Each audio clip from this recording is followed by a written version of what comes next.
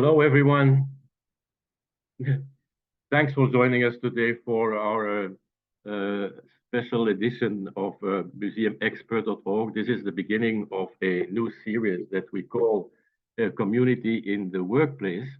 And this series is going to take us for a ride during the year. And at the end of this presentation, you will hear from Rita Diedrich, another volunteer from us, what it all will entail.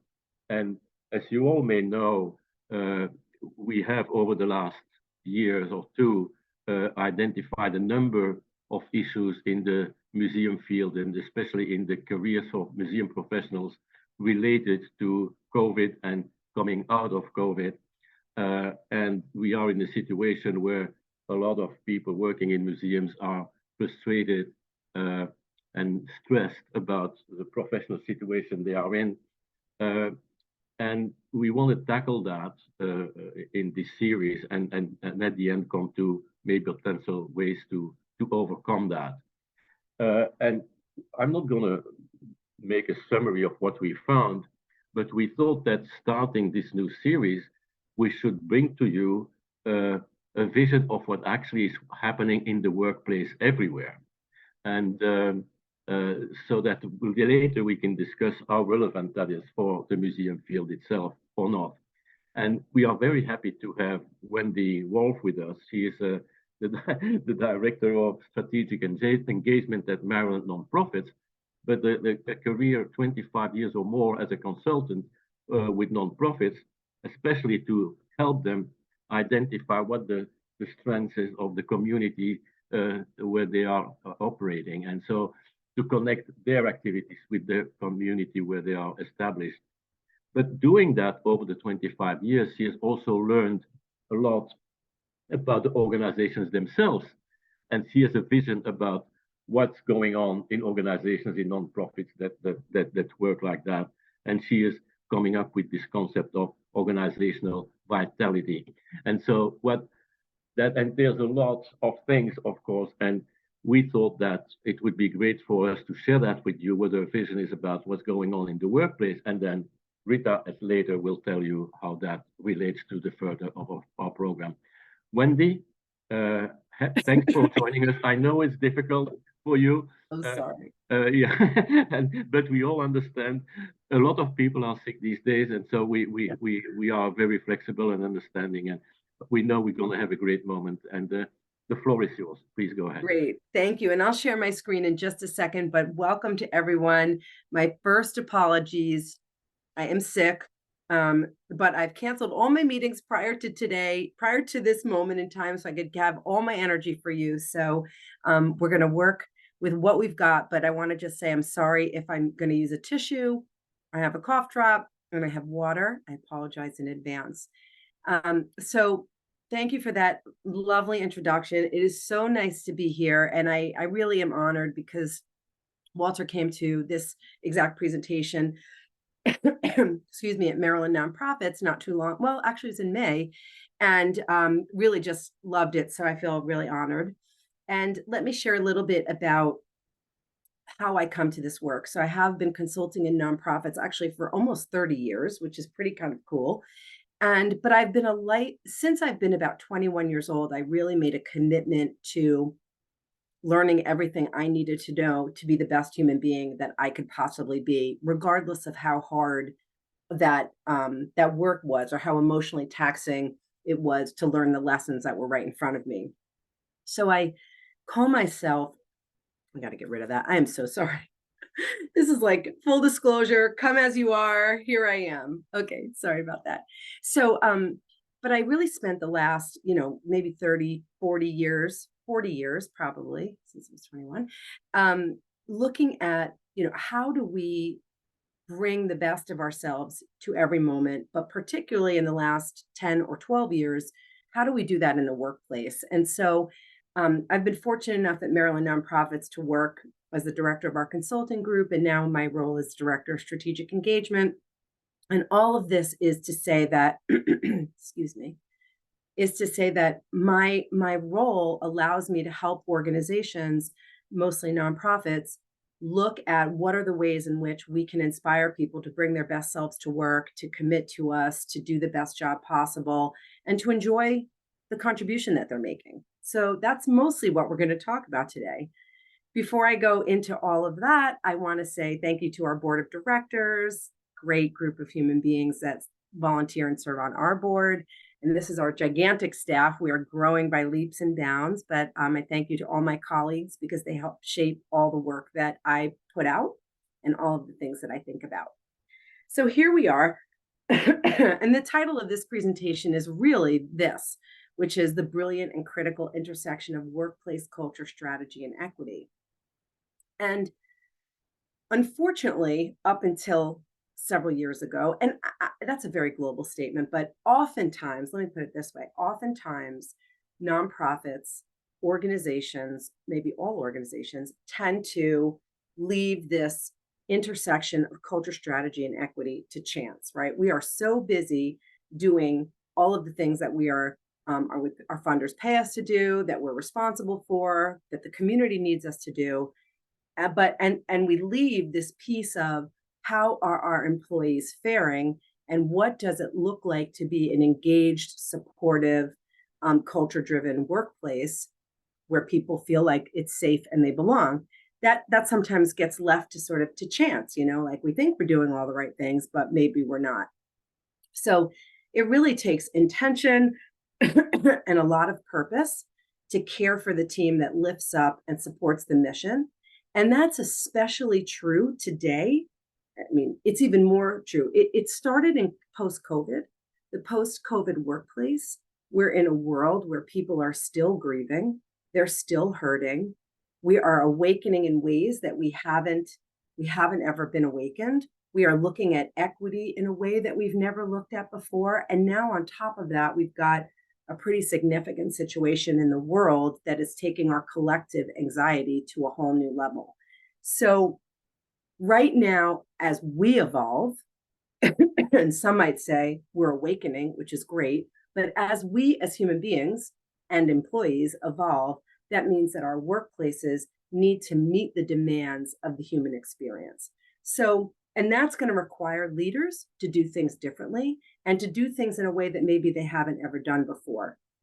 And this doesn't mean that, each of us has to go on this absolutely soulful journey to be, to go inside and to understand who they are at a very, very deep level. It doesn't mean that, but it does mean that we need to work together to help each other build vibrant, values-forward cultures that begin with identifying the skills and assets and the gifts that each team member brings to the table. And this is really something that leadership is responsible to nurture regarding the workplace. It is the leader's responsibility to make sure that that the strategic direction and the organizational impact are laying on top of an internal climate that is positive and helpful to the people who are in the workplace.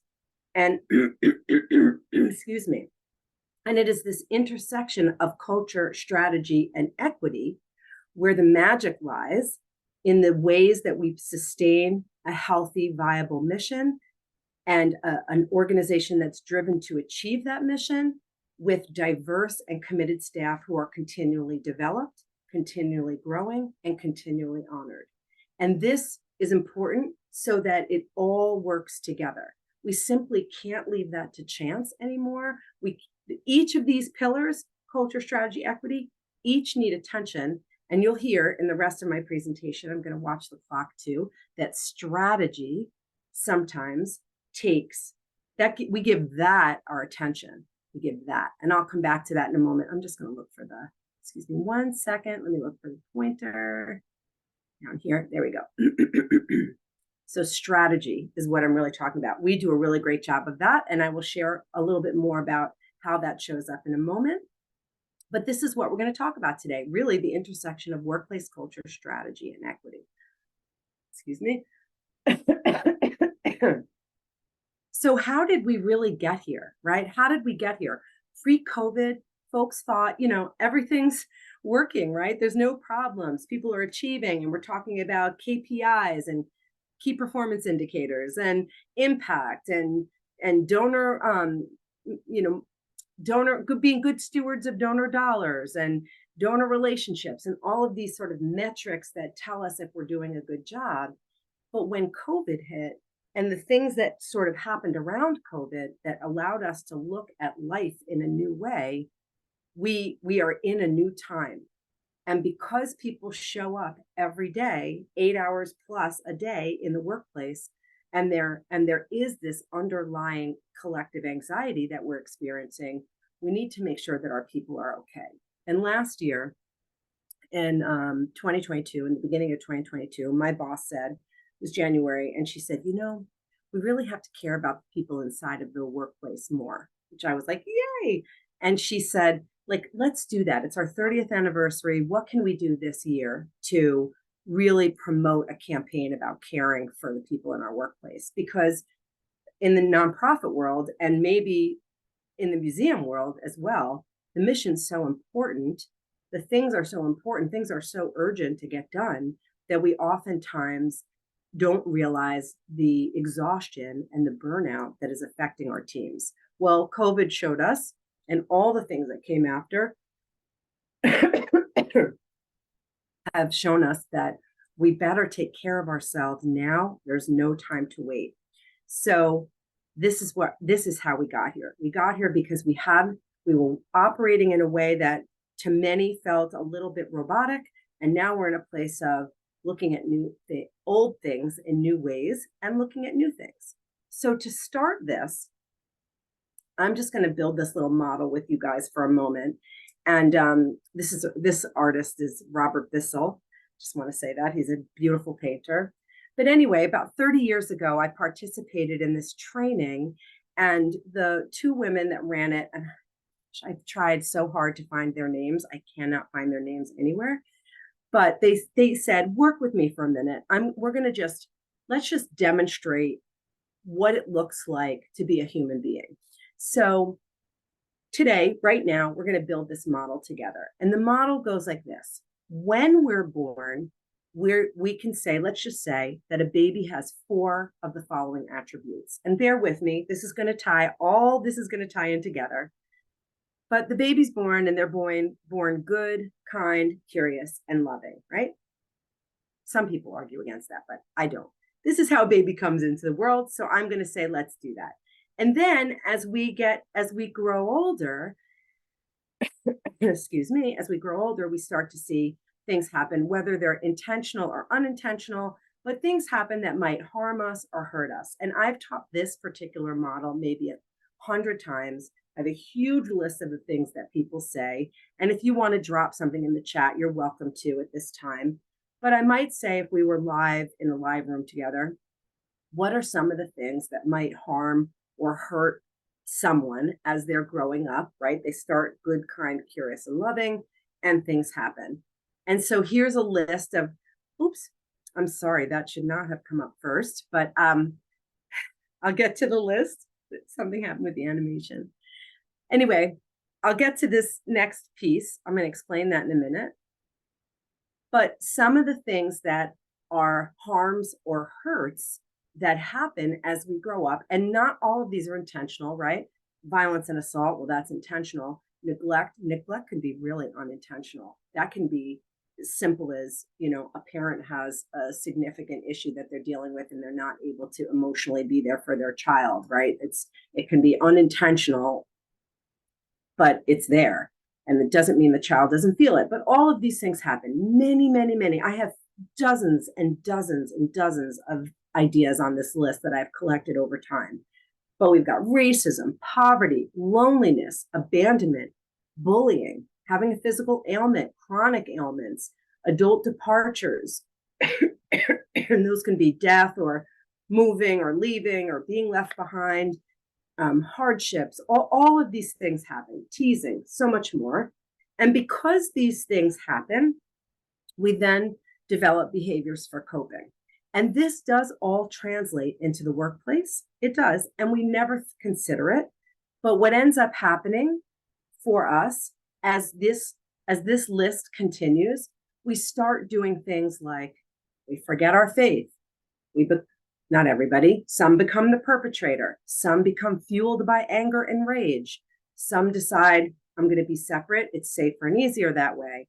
Impulsive spending, addictions, not being present, living with fear. You see the whole list, right? So the idea is that that a baby grows up, right? Good, kind, curious, and loving. Some things happen, whether they harm or hurt us, intentional or unintentional.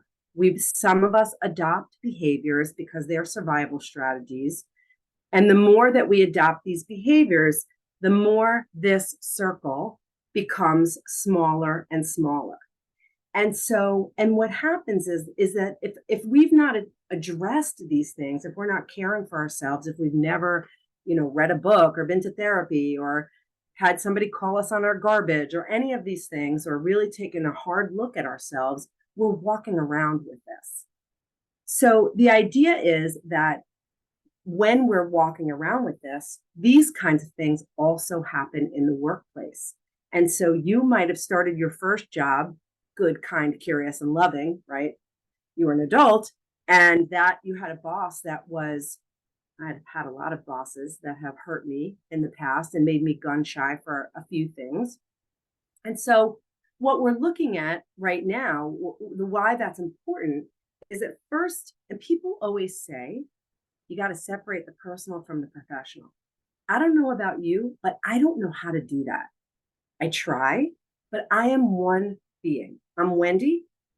I bring me full capacity to work, and excuse me. And when I bring me in full capacity to work, you get all of me.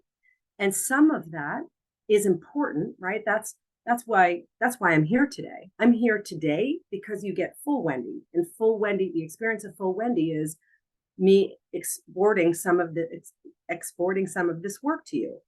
Sometimes in the workplace, you get full Wendy, and that part of Wendy is the one who's been traumatized by performance evaluations. I don't like performance evaluations. They make me feel on edge. I already think I'm already defensive when I go into it. Even if the first paragraph is, everything's great. You knocked it out of the park. You've done great. Everything's great. But I'm done. So I'm not done, but we're one person. So we've got to figure out what's the role of trauma in the workplace in order to understand what we're trying to create. Because ultimately, we have a situation where people are able to choose where they want to work. And we know that in this field, I don't know about museums, but I suspect I'm right. Salaries are challenging. We're all in this operating on donor dollars. Salaries we're not making money that, they're making over at Microsoft. So trauma in the workplace shows up sometimes as perfectionism, trying not to be wrong. It definitely shows up as racism or being excluded, white dominant business practices being enforced in a way that is unrealistic. This notion of, I versus us, I versus we.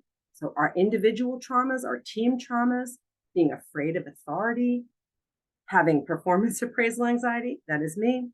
And there being a general lack of trust, regardless of what we do, people are going to come, remember, with their full experience.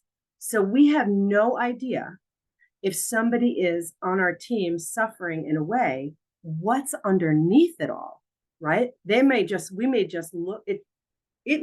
look like they are a non-trusting person, or that they're difficult, or that they just try to be perfect, when in fact they're petrified of being called out for whatever reason. Sorry. Thank you. So, swallow. Excuse me. Thank you. So what do we know about the human collective workforce at this moment in this time? We know that we have a significant recruiting and retention issue, which is unfortunately the way our business models are in the nonprofit sector. I already said this, we know we're not paying the highest salaries. We know that the benefits might not be great. Actually, there's probably some that don't even have benefits that work for nonprofits. Maybe we're an all-volunteer organization. We have these powerful missions, but we don't have the resources we need to give people what they need to live. So whatever we do, we need to consider that people are coming to us with full plates. They've already got a whole list of things that they're battling. I'm sure everybody on this call before they even come to work, and yet they still have a job to do and things to take care of. So we know that the Human Workforce Collective, we know that 48 million people have lost their jobs. We know that there are all these isms that are pervasive. They provoke violence, they provoke terror, they even create fatalities. We know that workplace trauma exists and that moral injury is a real thing. We know that mental health and anxiety, collective anxiety, individual and collective, are at an all-time high, and that people are no longer willing to feel unhealthy at work. So those things help us to figure out then, how do we evolve? What can we do? Coughing break. Sorry. Try not to say sorry anymore. Excuse me. So what can we do? And I got to tell you, this is a long time coming for me. I feel so grateful that I get to share this and say this out loud with everybody here in the room, because if we spend, it is no longer acceptable to spend 8 to 10 hours a day working as hard as you possibly can and not being honored or recognized for the gifts and the contributions that you bring to the table. And I'm not saying that that doesn't happen randomly, but we have built American business practices on this. And even though Peter Drucker, the father of management, says the most important resources in your organization or in your business are your people, even though he said that in the 70s, we still don't recognize the importance of it, or we haven't fully across the board. And we're getting better at it. You might see on, you read Harvard Business Review or all of these other workplace documents, it's becoming more important to talk about, mostly because we have a significant retention issue, employee retention issue.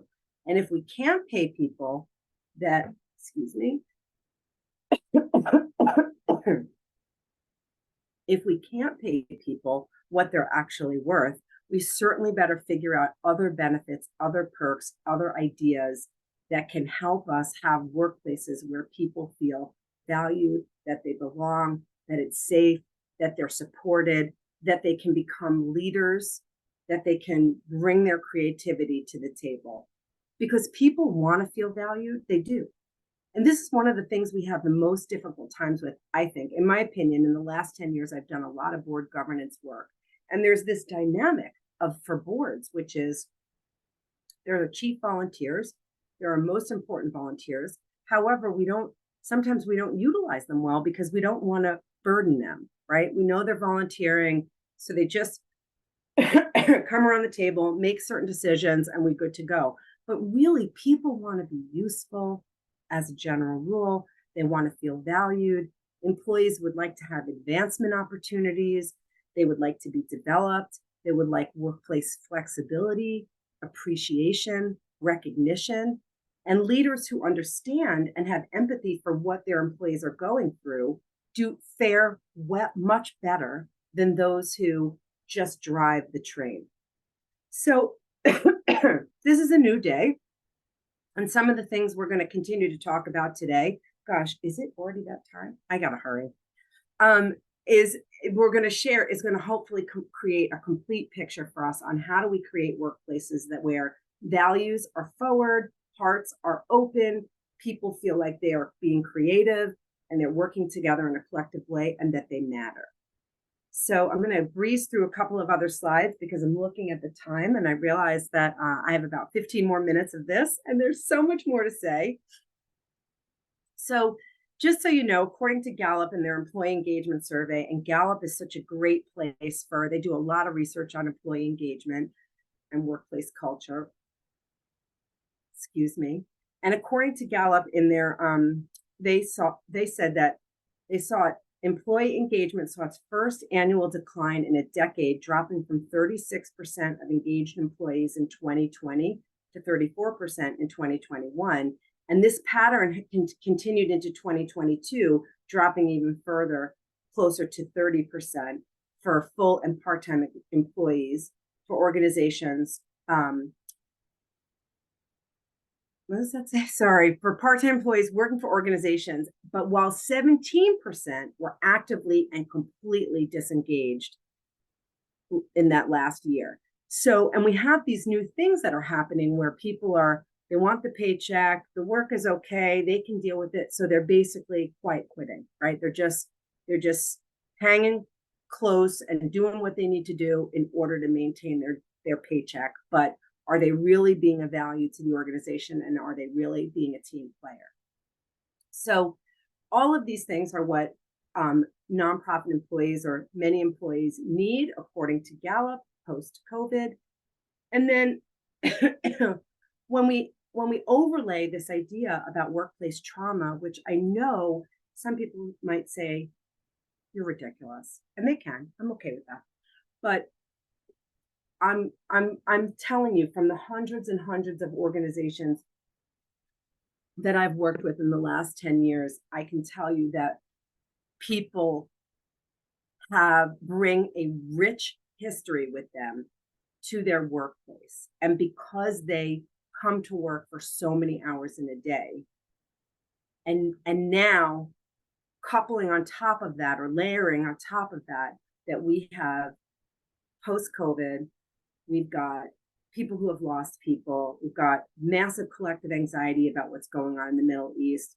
We've got this new awareness, which is just wonderful, about the role of equity in the workplace. Because of all these things, we really need to focus on, how do we help people move through? How do we help them have an understanding about workplace trauma and its relevancy in the organization?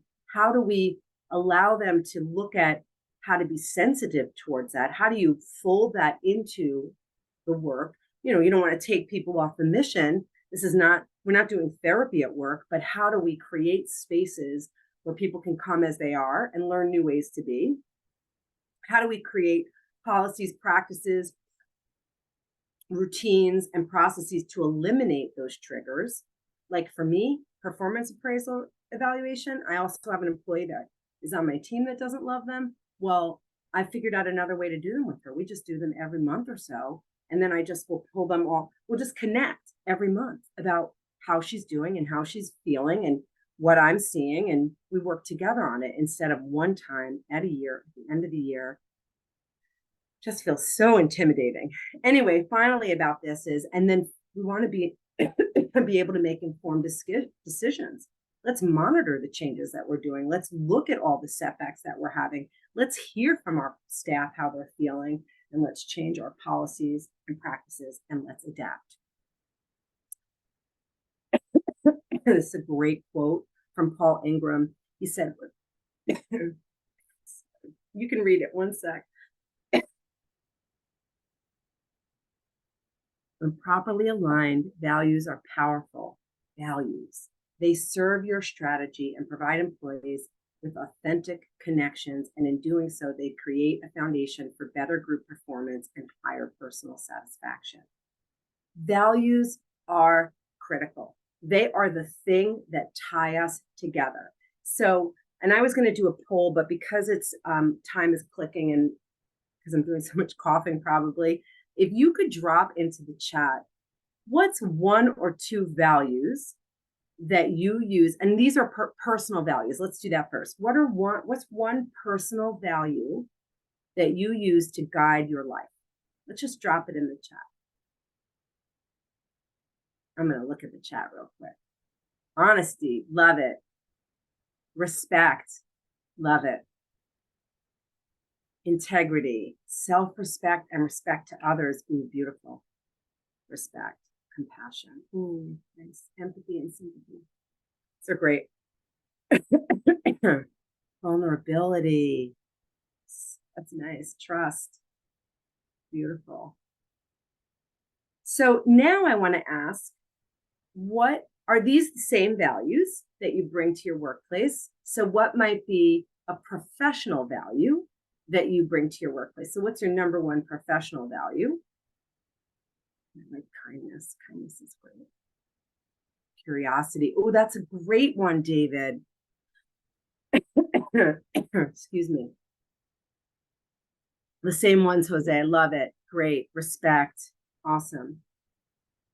Collaboration.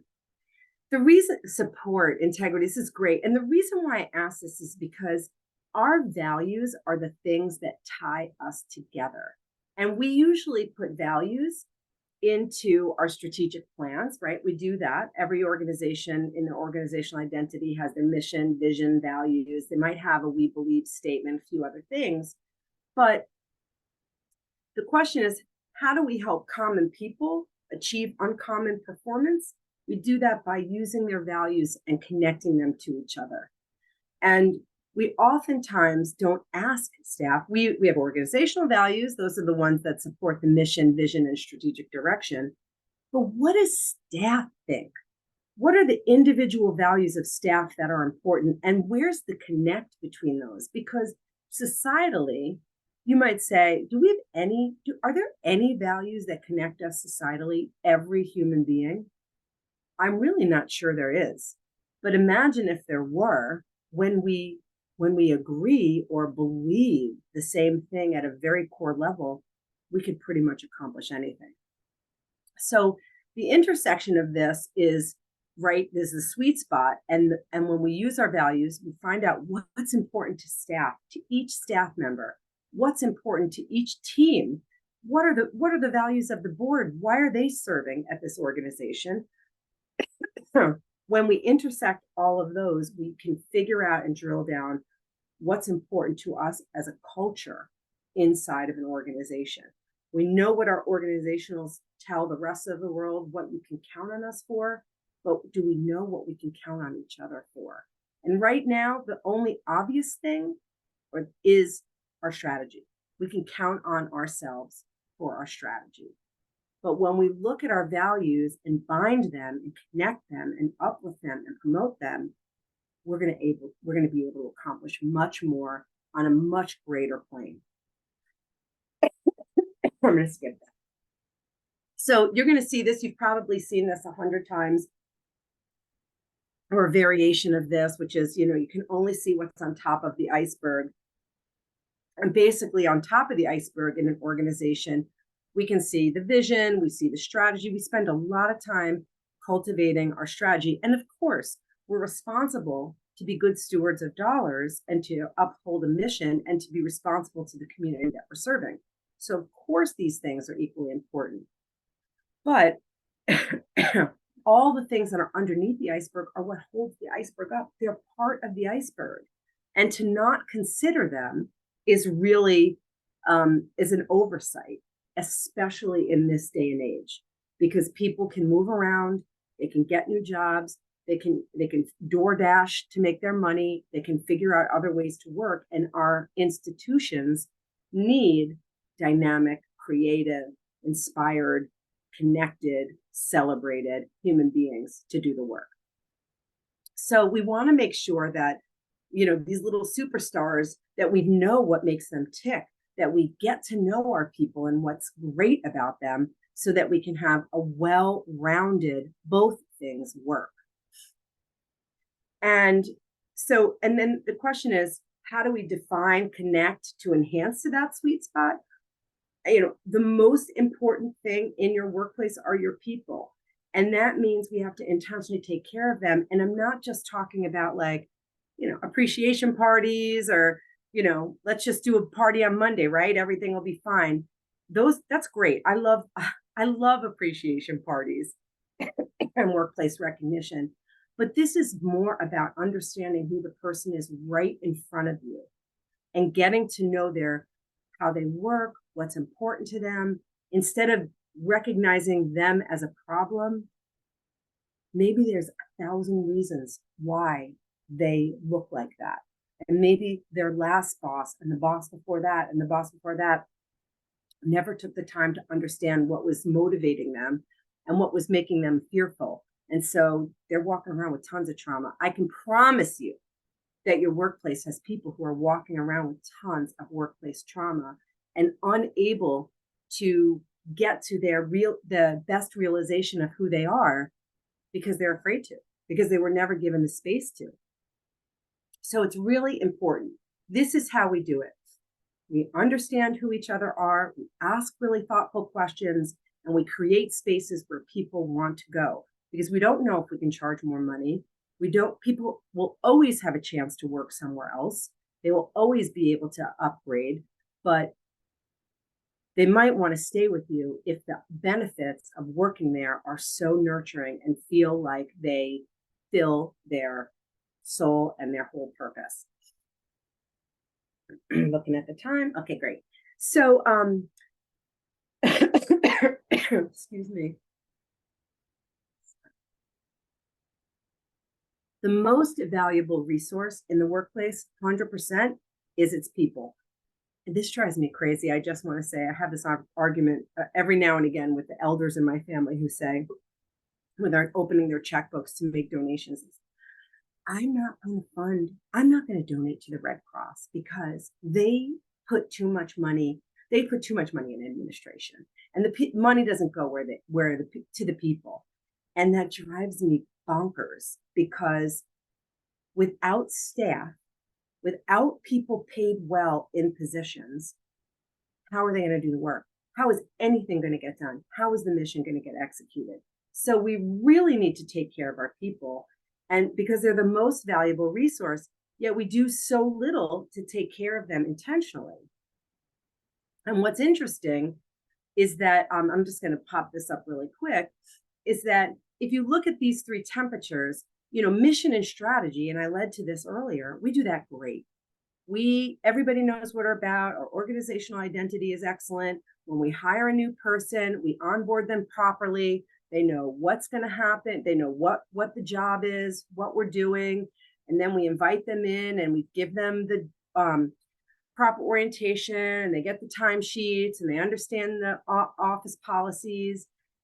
But then when it gets to like sort of office politics, how do we operate as an office? What's important to recognize? How do we do business around here? What are our interactions like? And how is there space for you to belong? What is our culture like? We don't do, and this is a global statement, so I probably shouldn't make a lofty statement like this, but I can guarantee you that most of us stop here. We give great overviews to our new employees. We onboard them about our mission and our strategy and our policies, and we leave everything else to chance. We don't tell them about the culture. We don't ask them who they are. We don't do it. Maybe it's because we don't have the time. Maybe it was because it was never important before, but it is important now because we have this situation where people are not retaining their jobs. They are free to move around, and they're wanting more because this awareness that's happening for us that COVID showed us, which is I'm not willing to put up with it anymore. So equity and belonging includes being inclusive and caring. It's safety, it's fairness, it's transparency. Excuse me. It's power sharing, it's intersectionality, language awareness, it's wage equity and wage equality. It's encouraging new ideas, including people in decision-making, and being open to difficult conversations. And then we've got culture, which is being flexible, being engaging, having integrity, having thoughtfulness, a sense of purpose, showing appreciation, developing leaders, cultivating opportunities, support for others, professional development. Those two things get barely any attention. The thing that we always focus on, this part, mission, strategy, program design, metrics, all of those things. And there is, in the middle of it, there is a bit of importance for all three of them. Yes, these things are critical for our funders, for our community, for our work, for what we're doing, for why we have jobs in the first place. But this is critical for the people that are doing the work. And this is critical for us to be able to work together in ways that we haven't before. To me, I call it organizational vitality. And I've got one more, two more slides quickly, and then I know you might have questions. But To me, organizational vitality, vitality, the things that keep human beings breathing and moving forward, our breath, good food, proper sleep, that's all part of vitality. Organizational vitality are these three things. They're equal doses of strategy, mission, equity and belonging, and workplace culture. And we owe it to our teams and ourselves and our missions to find the balance between the three so that people stay longer and they stay with us more clearly. We have 4 choices at any time. Will my actions harm me? Will they hurt me? Will they harm others? Will they hurt others? So the question is, what are we doing in the workplace to support and help each other? So I'm going to give you a small example of this. And I know I feel a little bit like I'm rushing right now, so I'm sorry about that. But what hurts me sometimes, and I don't love it, I'm a little embarrassed, but what hurts me but helps someone else is deadlines. So I am not a last minute writer. I'm an excellent writer, but I'm not a last minute writer. So if you come to me without giving me time and space to write, and you say, oh my God, oh my God, oh my God, I really need your help with this. Can you do this? And you're my boss. I'm going to say yes, but it is possible that I'm going to really seriously suffer in that 24-hour period. I might even cry. And the reason why is my creative process, if I have to perform on a deadline with writing, I need to write, step back, take a moment, write some more, step back, take a moment. And I have a lot of self-awareness, so I know that about me. And so the reason why I bring this example is I had to basically tell my colleagues, like, if you want me to do something for you to help you, you have to help me by giving me plenty of advance notice. I know sometimes you can't. That's okay. I can deal with that. But the norm right now inside of the nonprofit workspace is get it done no matter what. Well, you can either help me or you can hurt me. I can either help you or I can hurt you. We have to figure out our work styles together to be able to really perform in a way that doesn't hurt anyone and that helps everyone. Last 2 slides. So these are some of the things that help people that they've told me, this helps me do my work. This is one of those things in the beginning where you say to folks in that beginning part where you're getting to know employees, what is the best way for you to work? How do you learn? I'm a visual learner. So for me, if I'm in a training and somebody's trying to teach me something and the information's all over the place, I'm going to shut down because visually is how I pick up information. Very, very, very interesting. None of this we have considered. Well, that's not true. Much of this we've considered, but we've not done it regularly. And now we have to do it because we're in a situation where people, they're just making different choices. They're not willing to put up with it anymore because we've been through a lot in the last several years. So before we run away and we get to questions, so sorry, we want to make sure that we're thinking about what can I do for others? How do we create norms about what can I do for others and what can others do for me? How can we work together to create the time and space to intentionally help each other? And less harm. We used to say it's putting the monkey on someone's back. Less of that. If I'm delayed on something, I don't get to dump it on you. So less delays. And if I have to say number 100% thing to do is pause. If you can take nothing away from today, allow your people to pause and think strategically and take the time they need to think. I used to put a note on my door for years ago that said, I'm thinking, because I need to. And all you need is 60 seconds, 120 seconds to take a moment, breathe, stop what you're doing, doodle if you need to just think or release. Because I tell this to my team all the time, it's okay. You can say, I'll get back to you on that. You don't have to answer right away. Even if it's the boss, you can just say, I'll be right back to you on that. Obviously, you got to get back to them on it, but it's really, really important. And people know that if my door is shut, if I'm at work and my door is shut, and I'm in there, but you don't hear anything, most likely I'm lying on the floor, just giving myself 2 minutes of breathing, because things happen so fast.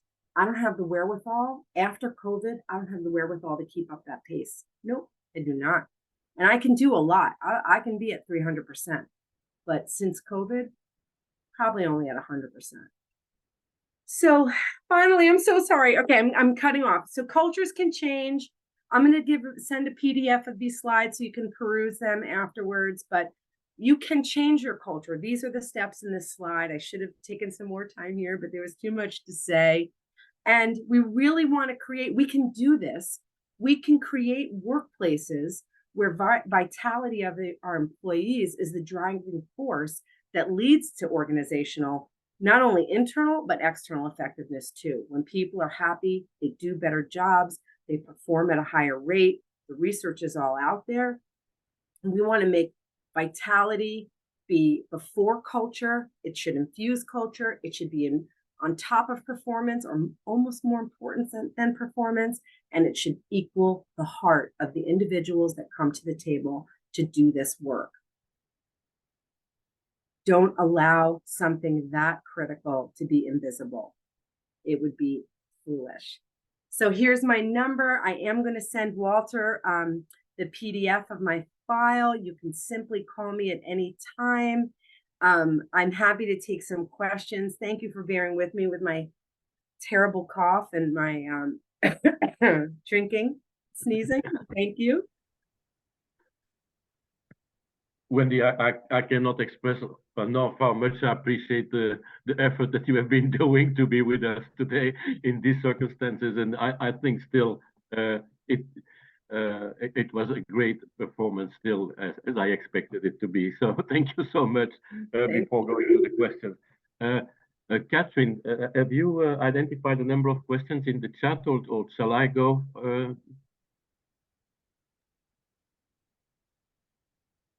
We do. Okay, please go ahead. We have a question here from Jose Antonio, who said, first of all, thank you, Wendy, for the great conversation. And it's very much appreciated, even though you're ill, you're not feeling 100%.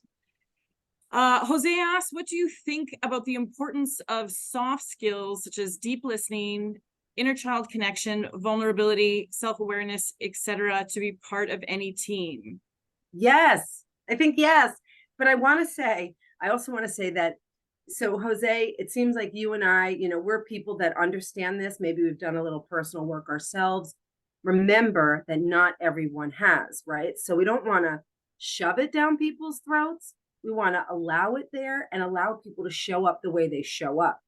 So you'll have people all along the spectrum of awareness and consciousness. And you need to let people, it's about sort of setting the stage regularly so that this work is accepted and it's the norm, and demonstrating with your own behavior what it looks like to live this way and allow people to come into the conversation where they're at. We have folks at all points of the continuum. I was going to tell a story, but I don't want to tell because I know it's being recorded, but it's okay because I was going to give a real life example, but I didn't want to embarrass anybody. The point is that people come at all points of the continuum. And if the container, the values of the container are that this is a place where you are loved, this is a place where you can be you. If that is shown and acted on and demonstrated, people will gravitate towards it. But we're also dealing with people who might not be comfortable or feel safe, particularly because of race equity issues. Maybe they don't feel safe in being that way. So we demonstrate, we behave in that way, and we allow people for them to show up where they are and to be respected. Thank you. Great question. Thank you so much. I see your comment, Jose. Thank you. Jose Antonio. Next question, Catherine. Jose Antonio had a follow-up to that. A second question about if you think that the fundraising sector is interested in putting money into teams more so than projects. That is a very great question. I don't know if I can answer that, but I think this is getting a lot more publicity. And I think as we're doing these conversations with our nonprofit partners, we're also having these conversations with funders. They're hearing this, they're seeing this. I know funders are really looking at equitable philanthropy these days, and I think that drives them closer to caring about people. And I will also say that there's been a lot of talk, philanthropy does some stuff that, like, we all appreciate it, but one of the things that philanthropy tends to do is make people relive their trauma when they tell their story, right? So we have a big fundraiser. We're so excited, and we parade all the people that we're working with, and we ask them to tell all their traumatic stories in order for us to get the money we need to serve them. That is becoming a very, very, very shameful practice. And so, because it's re-triggering and re-traumatizing people. The reason why I say that is because I think philanthropy is hearing that a lot now, and it's making them look at themselves a little differently. It's crazy that we don't get paid, that nonprofits don't get paid for what they need, right? And think about grants. Grants never they don't pay for communications, technology, marketing, all the things we need. They only give you money for programs. So we're at a loss. This is one of the reasons why we're in such a frantic space for KPIs and evaluation and all of that. So anyway, I could go on and on. I hope they do more than that. Thank you. I saw that the Rita had a question asking, do you see a difference between non-profit and for-profit sectors in these matters? I'm not an expert in this, but I do read a lot of, on LinkedIn, I follow Harvard Business Review and HBR and INC. And both of those on there, like I see similar conversations in for-profits and not-for-profits. I would imagine it's similar, but I've always been I've had my own for-profit consulting business, but I've always been work with not-for-profits. So like, I don't think I could answer that, but I would imagine that there is similarity. I know that the company that a very dear friend of mine works at, that they just had Brene Brown at their who Brene Brown's like, she writes all about the heart. They had her at this giant workplace event. So I think they're looking at these things, but I don't know for sure. I hope they are. People are people everywhere, regardless of where we work. And Tamara asked, yes, how David, do we you're start right. these conversations from the bottom levels of an institution? And then the side question of that is, and how do we learn the unspoken aspects of culture when coming onto a new job? That's so these are a two great different questions. question. No, we don't have a lot of time anymore, but if you could. Sure, I could. And I'd be happy to come back to have another conversation. But, I think, first of all, from the bottom up, that's the best place to start this. Find the other like-minded people in the organization who believe that culture is important and bound together to bring some ideas forward to the leadership. I think that's a great thing. That's mobilization right there. But how do we learn the unspoken aspects of culture? Ask questions. If you asked me, if I was interviewing you or you were starting a new job and you were on my team and you said, so tell me, what's the workplace culture like? How would you describe it? I would be blown away. What do you do to support employees here? Those should be part of standard interview questions that the potential employee asks the employer. And I love that David said the pause. I think for-profit has the ability to take more time or afford to take that pause. That is true. Yeah.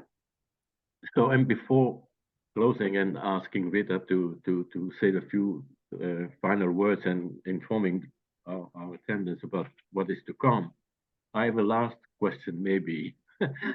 I had many, but here is one of the things that we have learned over the last 2 years.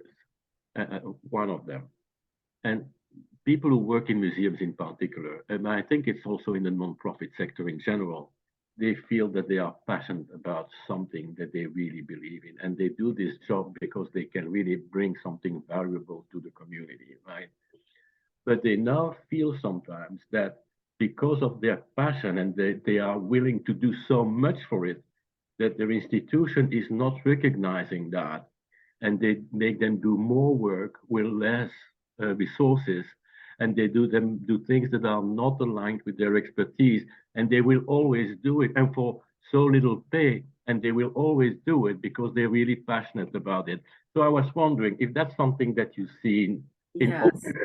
I think that's why we're in this trouble, right? Because most of us here on this call and most of us in the sector, we're so grateful to be doing work we love. And that's an asset that can be built on, right? We're doing work we love. We're willing to not get paid well in order to do it. But now what's shown up because of COVID and because where we are in society right now is the collective anxiety, the traumas that we've all experienced are really alive right now. And so even those of us who are just drawn to the passion and we're so into it are pretty exhausted. So we've got to drive further. We've got to offer something else, because what we saw during quiet quitting, people are like, I don't care about the passion anymore. I just can't make, $16 an hour, or this isn't enough. Or so this is about full enrichment, full and complete enrichment. Thank you. And I think that's a perfect segue for the last words that Rita is going to tell here, and explaining what people can expect from us in the coming weeks as following up this. Thanks again from my part, Wendy, especially. Thank you, Walter. Thanks, everyone. And I'll send you the PDF of the slides, and you can send them out if people want. Fantastic. Yeah. Rita, the Thank final you for word. staying. Thank you. Wendy, thank you so much. I think I could listen to you all day long, but I hope you can go rest your voice for at least a few minutes after. I'm cutting off. I'm done with work today. Okay, you just, that's it. You've said enough for now, anyway. But I'm Rita Diedrich, and I am with Diedrich Consulting, and I am here today, though, in my capacity as a volunteer with museumexpert.org. I am so pleased to be part of this organization and to be a little part of bringing you these programs that we do almost every month. If you've been with us for a while, you know that we generally have a program a month, give or take a few. And this one today is the first in a 4-part series called Community in the Workplace. And what we're doing with that is we're exploring workplace issues that are particularly contemporary. Things have changed so much in the world because of the pandemic and the other events of 2020. So this series is really exploring those issues. Our next one in the 4-part series, we expect to happen in January, date to be determined. And that one, we're really going to home in on what's particularly important to museums and other non-formal learning environments. And then in the last 2 sessions, we're really going to explore barriers and solutions. We are hoping to have these every other month. So between now, January, March, and May, like I said, dates to be determined. Do keep an eye on the newsletter, the e-newsletter from museumexpert.org for more information on that and ways you can participate.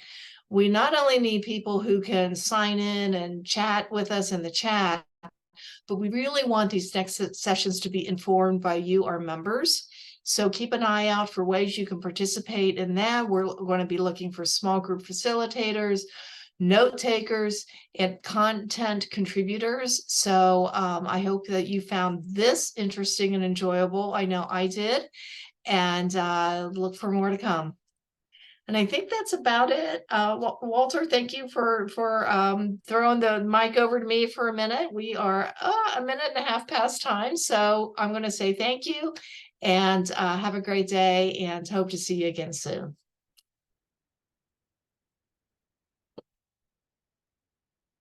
Bye, everyone. Thanks, Wendy.